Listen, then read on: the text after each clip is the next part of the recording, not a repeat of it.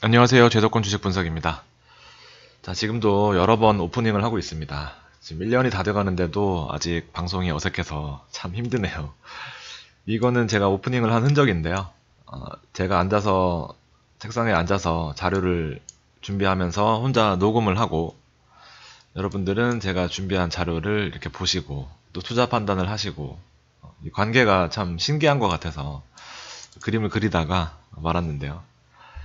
아무튼 댓글을 잠시 닫아놨습니다. 응원해주시고 질책해주시는 분들 너무 감사하지만 좀 편하게 방송을 하기 위해서 임시로 좀 닫아놨으니까 여러분들 좀 이해해주시기 바랍니다. 자, 오늘은 찰리 먼거가 말한 워렌 버핏의 아주 중요한 파트너 찰리 먼거가 자주 사용했던 잘 아는 기업에만 투자하라 라는 내용으로 시장 정리를 해보고 그 다음 뒤에 추천 종목들 살펴보는 시간을 갖도록 하겠습니다. 자, 그 전에 이제 2020년 미 대선을 앞두고 지금 한번 다 전해드린 내용이라서 간단하게 넘어가도록 하겠습니다. 자, 트럼프가 현재로서는 2020년 1월 3일 재선은 고사하고 탄핵 위기에 몰렸다라는 소식이 최근에 이슈였습니다. 그래서 우리 주식 투자하는 사람으로서는 대통령은 사실 관심 없고 대통령 이슈가 발생했을 때 주가가 급락했던 부분 72년, 그다음에 98년 그래서 지지율에 따라서 결과가 달라지긴 했지만 결과적으로 다우가 급락했던 모습 사임 후 2개월 동안 정치적인 불확실성, 경제적인 불확실성 때문에 급락했던 부분이 있었고요. 클린턴의 지퍼게이트 사건 때도 3주 동안 8.9% 하락. 물론 그 이후에는 반등을 했지만 다시 이제 상원에서 부결하면서 다시 증시가 반등하는 그런 모습을 보였습니다. 어쨌든 트럼프도 지지율이 40%딱 중앙인데 현재로서는 사상 최고치에 있는 S&P 등 미국 증시의 부담이다 라는 부분이 있었습니다. 탄핵이 되기는 어렵다고 보여져요. 그래서 탄핵 절차만 공식화하고 있는 그런 상황이고요. 지금 하원에서 첫 표결에 붙여졌는데 찬성이 더 표가 많아서 일단 비공개로 진행되어 온 증인의 그 조사가 공개 청문회로 전환됩니다. 앞으로 내용이 재미있을 것 같아요. 그리고 탄핵 조사 이후에 법사위에 보고되고 법사위에서 탄핵 소추할 것인지를 결정한 다음에 상원으로 넘어갑니다. 그래서 상원 의원의 3분의 2 이상이 동의를 해야 탄핵이 결정되고 이제 부통령이 권한 대행을 하는 이제 그런 시스템인데 과반수 이상이 이 반대표를 던진 공화당 의원이기 때문에 사실상 탄핵 결정까지는 불가능한 상황이다라고 말씀드릴 수 있겠습니다.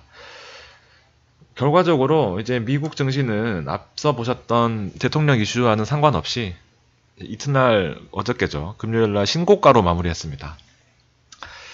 전혀 지금 언론에서 나오는 것과는 다르게 증시는 사상 최고치를 향해 계속해서 진행하고 있는 부분이라서 뭐 이렇게 결론 내리시고 그 내용들을 즐기시면 될 것 같습니다. 자, 제도권 증시 노트 오늘 조금 수정을 했습니다. 아무래도 11월 달이다 보니까 자, S&P와 나스닥은 추가적으로 신고가를 기록했습니다. 그래서 덕분에 코스피도 2100을 2100까지는 잘 왔는데 결과적으로 또 2100이 오다 보니까 조금은 애매합니다. 일단은 뭐 위로 상방으로 봐야 되는 게 맞지만 오히려 2100과 2060 혹은 2080 사이에 있었던 때가 좀 그립지 않나 생각됩니다. 주식 안 할 수는 없고 2100까지 온 상황에서 또 얼마나 상향으로 볼지 그 부분이 좀 부담스럽긴 한데 일단은 꺾이기 전까지는 지지선으로 봐야 되겠죠. 자, 금리 인하 이후에 이제 이틀간 외국인 수급이 신고되면서 그토록 기다리던 외국인들이 이틀 동안 한국 시장에 발을 담는 그런 모습이었고요. 역시나 외국인은 실적 위주의 우량주를 선별하는 모습이었습니다. 그래서 우리 봤던 종목들 다 가져오진 않았지만 삼성전기나 서비스 업종, 자동차 업종이 앞으로 유효할 것 같다라는 생각이고요. 바이오는 일단 거래량이 줄어들고 있어요. 외국인 위주의 대형주 시장 형성될 텐데 글쎄요, HLB의 지금 이슈들이 차라리 없었으면은 좀 뭐 무난하게 외국인 수급 방향으로 따라갈 텐데, 지금 뭐 하루가 멀다 하고 이슈가 나오는 입장이니까 또 유상증자 해서 주급 납입했다라는 내용 또 전해지고 있더라고요. 그래서 그런 이슈 하나하나가 계속 나온다는 것은 어쨌든 거래량을 증가시킬 수 있는 요인이라서, 그 타이밍, 전환 타이밍은 여러분께서 적절히 잘 파시고 외국인 중심의 시장으로 넘어오시는 그 타이밍이 중요하다라는 생각입니다. 글로벌 증시 펀더멘탈은 1단계 무역협정을 위한 협상이 진행 중이고, 제3의 장소를 물색하고 있는 부분, 그리고 미국 증시의 추가 랠리 고점에 대한 날개를 달았습니다. 지금으로서는 이 상황이 당분간 유지될 가능성이 크다고 보여집니다. 고용지표가 적당히 잘 나왔으면은 경제가 좀 불안한 요인도 있구나 할 텐데, 고용지표가 7만 5천 명을 예상했는데 12만 명 상승한 것으로 나왔습니다. 그래서 서프라이즈 중에 완전 서프라이즈죠. 그래서 당분간은 이제 지표에 의한 상승이 좀 더 추가적으로 가능할 것이다 라는 예상이고요. GDP도 예상 1.6% 대비해서 GDP까지 상승하는 모습입니다. 그래서 트럼프 집권 이후에 여러 가지 내용들이 다 성적으로 좋게 나오고 있기 때문에 탄핵 절차는 그냥 이슈화될 가능성이 크다. 그냥 이슈 정도. 자, 그렇지만 글로벌로 더 크게 본다면 금리 인하에 대한 기대감, 앞으로의 금리 인하에 대한 기대감이 사라졌다라는 부분, 그리고 미중 무역 협상에 대한 잡음이 있을 수 있다라는 내용입니다. 그래서 사실은 이게 언제 빠져도 이상하지 않은 그런 상황이에요. 증시 고점에 있죠.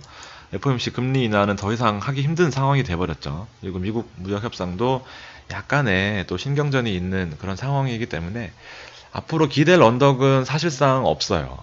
제가 보기에는 FOMC가 받쳐주던 10월 말까지의 상황과 지금 11월 말까지의 변동성에 대해서는 조금 다른 입장이다라고 보여집니다. 그래서 한 가지 기대하는 거는 제가 지난 방송에 말씀드렸던 11월부터 통계적으로 증시가 좋았다라는 부분, 거기에 기대고 있는 우스운 상황입니다. 자, 미국 증시는 보시다시피 사상 최고치를 향해 달려가고 있습니다. 어떠한 이슈도 시장을 막지 못하는 3060까지 올라왔어요. 그러니까 근 1년 사이에 뭐 50% 가까운 상승률을 보였다라고 보여지죠. 엄청납니다. 나스닥도 사상 최고치고요. 6000대에 있던 지수가 8000대까지 올라오는 이제 그런 모습입니다. 이 S&P 같은 경우에 2400이 3000 됐다는 것은 코스피로 따지면 지금 뭐 2000 수준에 있었던 코스피가 거의 2800, 2700 부근까지 올라왔다라는 거니까 얼마나 증시가 호황이었다는 거에 대해서는 간접적으로나마 체감할 수 있지 않을까 생각이 돼요.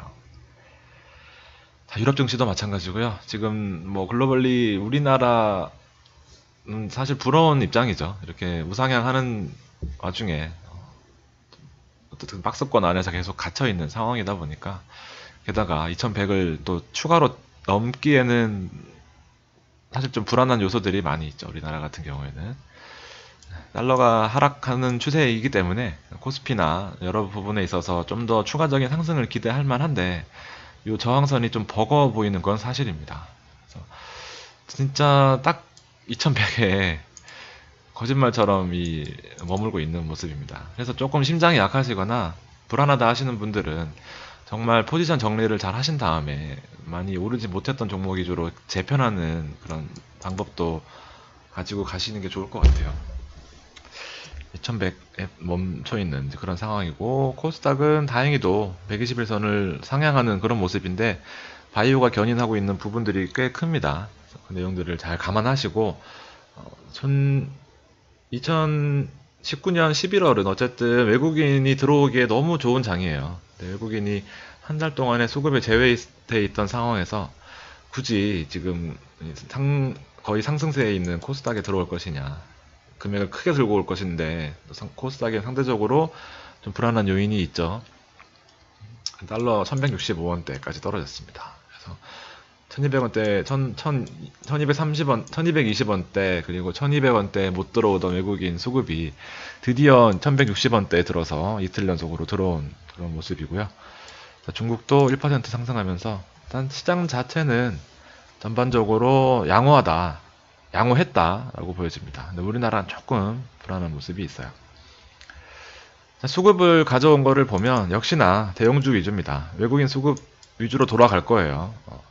운송장비 업종, 화학 업종, 대형주 포진 삼총사가 일단 수급을 다 쓸어가는 그런 모습이었고요. 제가 주목하고 있는 서비스 업종, 그리고 의약품 쪽에 수급이 조금 약해지긴 했지만 여전히 견고한 모습입니다. HLB 시총 2위짜리가 워낙 강한, 뭐 2위인지 3위인지 지금 잘 모르겠습니다. 아무튼 시총 상위에 있는 그 HLB가 워낙 선방을 해주고 있는 상황이기 때문에 의약품이 약간 왜곡되어 있는 상황에 있긴 하지만 요 수급들이 쏠릴 가능성이 있습니다. 시장이 전반적으로 이제 외국인 위주로 돌아갈 거예요. 한번 들어오면은 유지되는 경향이 있다라고 그건 저의 뇌피셜입니다.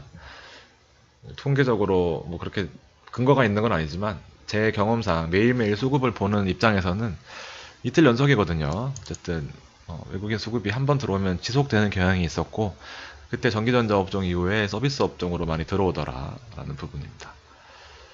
그래서 지금 보시면 연기금이 최초로 한 달 내내 매수하다가 뭐 한두 번 매도했지만 오늘 또 매도하는 그런 모습이었고 지난 금요일 말씀입니다. 그래서 28일부터 1일까지를 놓고 보면은 이제 외국인 수급이 지속이 되는 그런 모습. 왜냐면 그동안 10월 한 달 놓고 보면은 외국인 수급이 거의 제외돼 있었던 상황입니다. 그래서 기관과 연기금이 받쳐주던 시장이었죠. 그래서 상대적으로 초우량 대형주만 올라갔었죠. 왜냐하면 연기금이나 기관은 의무적으로 이제 펀드 수익률이나 뭐 인덱스를 맞춰야 되는 상황들이 있어서 삼성전자나 하이닉스를 기본적으로 어느 비중 이상으로 담아야 되는 그런 상황이었어서 초대형주를 기관과 연기금이 끌어왔다면 외국인은 이제 상대적으로 덜 오르고 실적이 좋은 종목들 위주로 찾아갈 것이다 라는 부분입니다. 자, 기관이 샀던 종목들을 유심히 보시면 답이 나올 겁니다. 이게 보시면 네이버 우리 많이 올라서 쾌재를 불렀던, 그리고 NC소프트가 지난 금요일 날 또 많이 올랐어요. 그리고 휠라코리아는 오늘 제가 준비를 했고요. 그 다음에 카카오, 삼성물산, 기아차도 있고 제이콘텐트리 있죠. 호텔신라는 오늘 준비를 했습니다. 아무튼 시총 상위에 있는 종목들을 기본적으로 관심이 있다면 좋은 수익으로 연결이 됐을 테고요. 굳이 HLB가 아니더라도. 그리고 외국인이 이제 가져올 내용들을 보시면 아모레퍼시픽이 있죠. 우리 이틀 동안 아모레퍼시픽 정말 초대박으로 올랐습니다.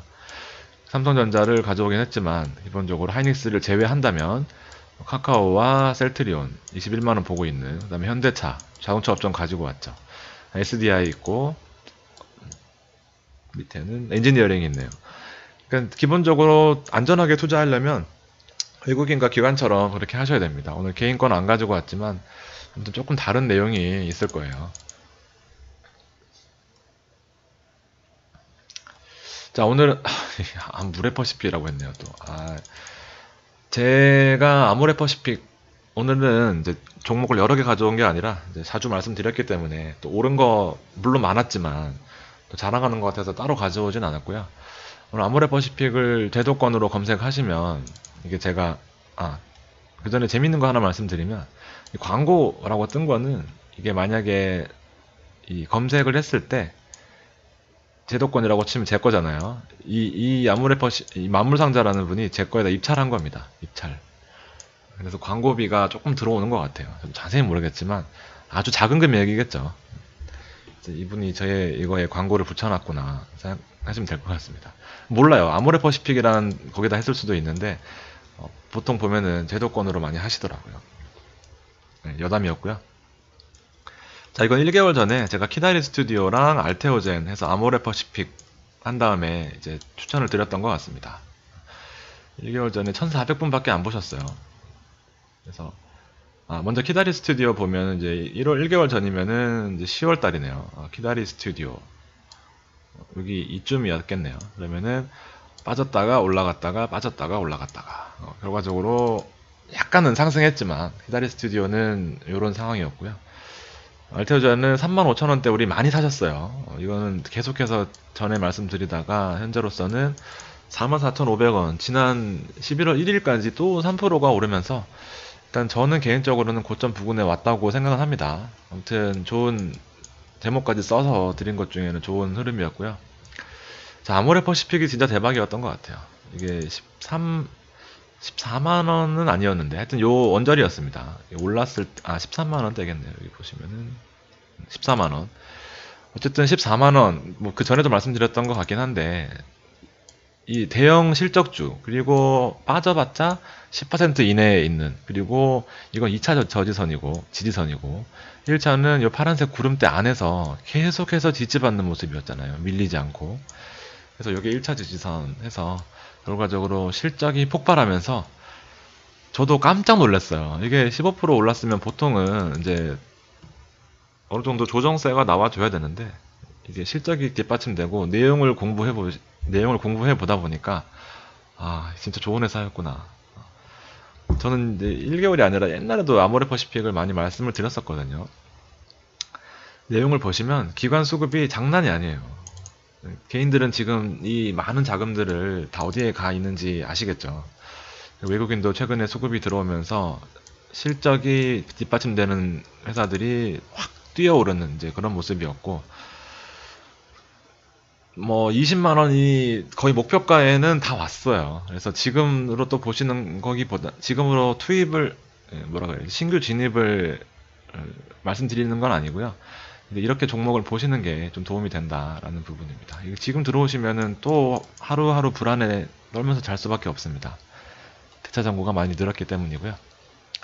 아모레퍼시픽은 이제 기본적으로 화장품. 제가 이거를 강조드렸던 이유가 뭐냐면 LG생활건강하고 늘 비교드리면서 LG생활건강은 좀 비싸잖아요. 어쨌든 100만원이 아니라 뭐 130만원, 140만원 하기 때문에 부담스러워요. 그래서 아모레퍼시픽으로 늘 강조드렸던 부분이고, LG생활건강도 마찬가지로 우량주인 이유가 라인업이 다양하거든요. 판매 라인업이.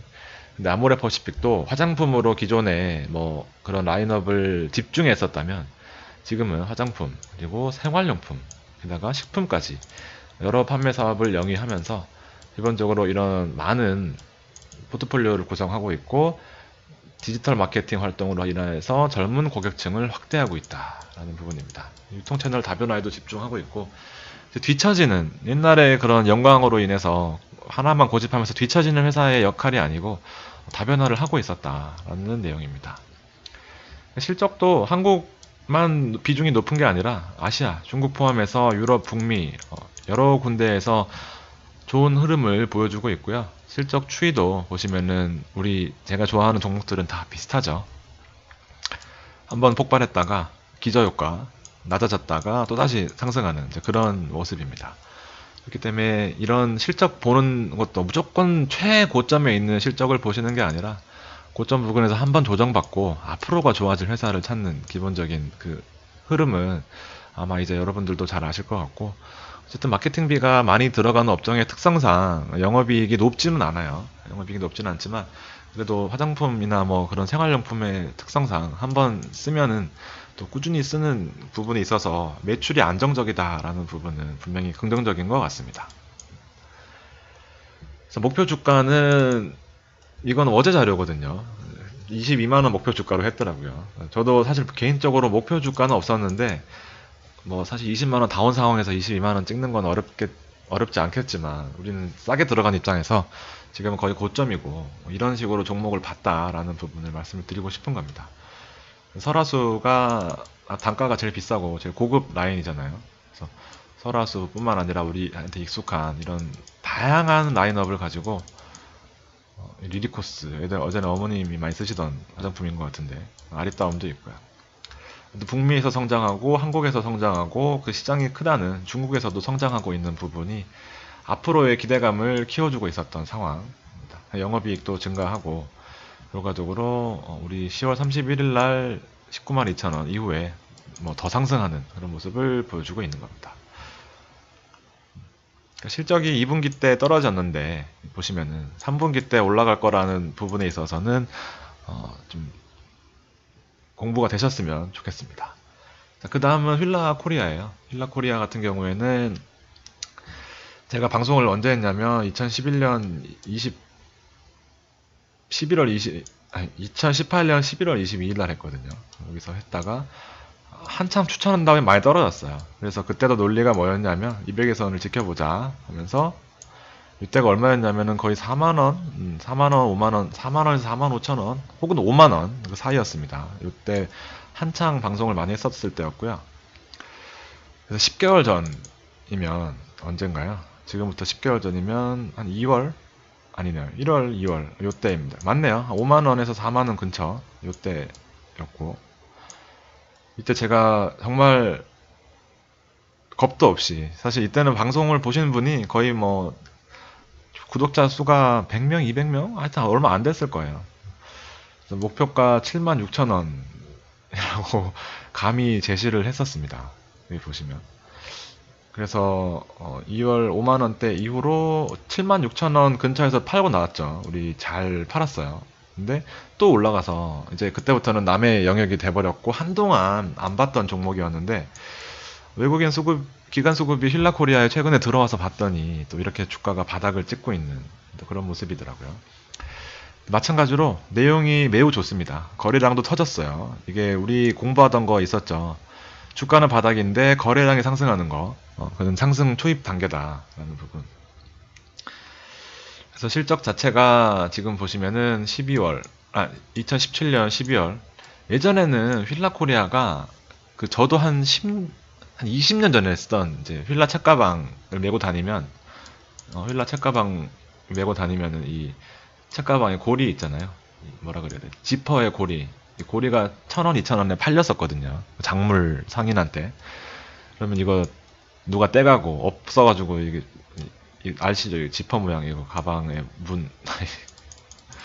아무튼 이 20년 전에 추억의 필라였는데 지금 혹시나 저보다 연배가 많으신 분들 보신다면 예전에 그 필라가 아닙니다. 지금 보시면은 이 성장세가 장난이 아니에요.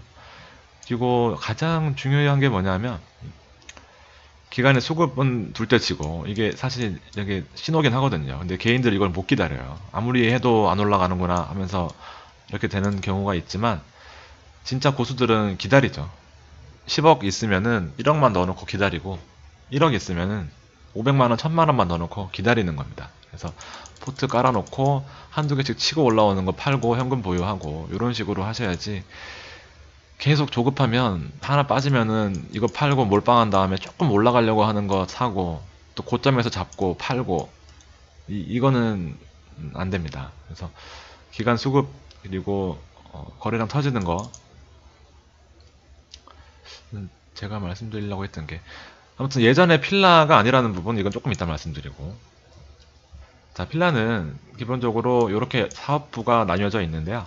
필라의 사업부가 한 반 정도 아쿠시네트 골프 치시는 분들 골프용품 아쿠시네트 있습니다. 그래서 이 매출이 반반으로 구성되어 있는데 가장 드리고 싶은 말씀은 이때도 마찬가지였지만 타겟이 중국이었어요. 중국의 1, 20대 우리 예전에 20년 전에 필라는 명품이었지만 지금 한 5년 전만 해도 필라는 거의 이제 아저씨 브랜드였거든요. 싼 이미지. 예전에 그런 헤리티지 라인이 아니었는데 지금은 완전히 이 트렌드를 변화시켰습니다. 그래서 명동 가보면 중국인들 필라 그 가방 들고 다니는 사람들 많아요. 그리고 중고등학생들은 필라 신발 많이 신습니다. 그래서 그런 내용을 봐서 완전히 수익 구조를 개편했어요. 그래서 제가 진짜 공부 많이 했고 좋아하던 종목이었는데 주가가 거의 바닥 근처에 와 있는 거네요. 주가가 바닥이라고 여기 본다면 거래량은 뭐 눈에 띄게 증가했다고 여기까지는 보기 힘들었어요. 근데 보시면 상승 전환 신호에 이거 사실 구독자분이 댓글로 거래량과 주가의 관계를 물어보셔서 제가 예전에 공부하던 거 캡처해서 사진 찍어서 캡처한 거거든요. 근데 은근히 또 도움이 되는 것 같습니다. 다시 한번 초심으로 돌아가서 주가는 바닥인데 거래량이 증가하기 시작했다. 재밌죠? 여기 보시면 주가가 바닥이라는 요 어떤 신뢰도가 좀 있어야겠죠. 우측으로 꾸준히 횡보하는 그 부분. 그래서 매입 신호가 본격적으로 온다는 것은 거래량이 더욱 증가하고 주가도 상승하기 시작한다. 그렇죠.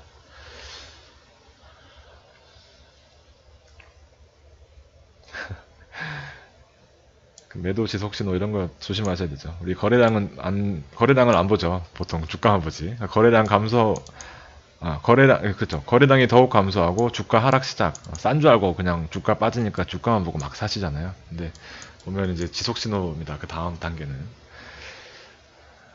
재밌어요. 이거 나중에 시간 되시면은 뭐 어디 캡처해 놓으시고 보시면은 이론적으로 심리적으로 안정감 찾는데 도움이 되실 겁니다. 저는 이제 가장 중요한 게 이제 음봉 때 거래량 빠지면서 음봉 나오는 게 좀 무섭다라는 부분이죠. 물론 거래량 폭발하면서 음봉 나오면 그거는 거의 끝물이고요. 네, 거래량이 더욱 감소하고 더 이상 상승하지 못한다 하는 게 하락 경계고, 이게 지금 현재 HLB의 그 바로 직전 상황이다라고 보여집니다. 아무튼 지금 가장 중요한 거, 여기 포인트입니다. 휠라코리아가 바닥이지만 물론 아무리 좋은 회사고 수급적으로 기관이 뭐 완전한 매수를 한다고 하더라도 매출이 뭐 그렇게 드라마틱한 성장은 아니거든요. 근데 지금 이제 수급이 들어오는 거 보면은 어느 하나 흠잡을 곳이 없고 전 세계에서 필러를 만날 수가 있어요. 지금 한국, 미국 로열티로 주는데, 그다음에 중국, 기타 해서 쿠시네트도 뿐만 아니라 전 세계적으로 필러를 만날 수 있고, 자, BTS가 모델 계약을 했습니다. 최근에. 그래서 주가가 못 올랐거든요. 그래서 저는 이거 BTS도 브랜드를 다시 뭐 이렇게 하는 거긴 힘들구나 했는데, 글로벌 모델로 BTS를 계약한 다음에 한 달 정도 또 푹 삭혔죠. 기관들은 그 사이에 매집을 다 해놨습니다. 걱정되네요. 이제 제가 또 너무 좋은 것만 말씀을 드리면 사실 좀